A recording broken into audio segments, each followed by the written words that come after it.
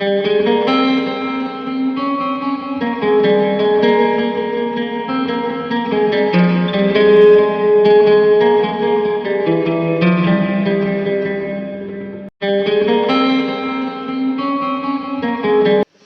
মাছে একই রকম রান্না খেতে খেতে বিরক্ত হয়ে গেছি। পাবদা মাছে তো নানা রকমের রেসিপি বানাই, তো মাঝে একটু সবজি দিয়ে অল্প মশলা দিয়ে তো রান্নাটা করব।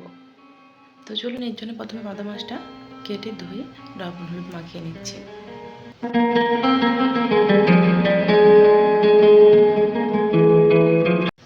মাখানো হয়ে গেছে।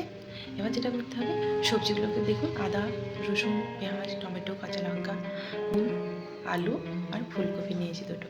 আমার প্রথমে কেটে নিই। তো মাছগুলো প্রথমে কড়াতে সরষের তেল দিয়ে মাছগুলোকে ভেজে রাখছি।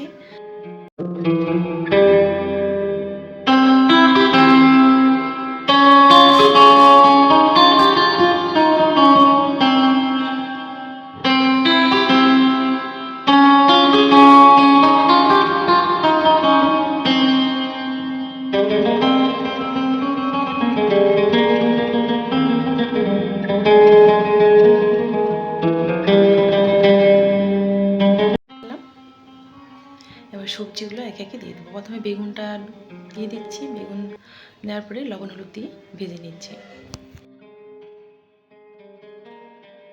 হয়ে গেছে। এবার যেটা করতে হবে, আলু আর ফুলকপিগুলো দিয়ে দিচ্ছি। ঢাকা দিয়ে মিডিয়াম আঁচে এটা ভেজে তুলে রাখছি। ভাজা হয়ে গেছে। এবার ওই তেলেই কালো জিরে আর কাঁচা লঙ্কা ফোড়ন দিয়ে দিলাম। মশলাগুলো করে নিতে হবে। প্রথমে পেঁয়াজ দিয়ে দিলাম, টমেটো দিয়ে দিলাম, এবার আদা রসুনকে আমি থেতো করে নিয়েছি সেটাও দিয়ে দিচ্ছি। ভালো করে সেটা ভাজা হয়ে গেলে অল্প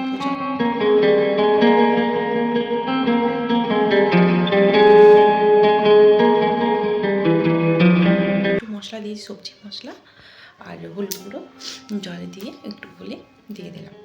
তো মশলা যাতে না পড়ে যায় হালকা জালে করে নিচ্ছি। এবার অল্প জল দিয়ে দিলাম।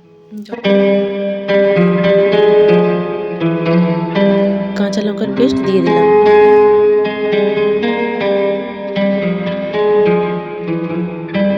জলটা ফুটে আসলে সবজিগুলো দিয়ে দিলাম, মাছটা দিয়ে 5 মিনিট মতো ফুটিয়ে নামিয়ে নিচ্ছি।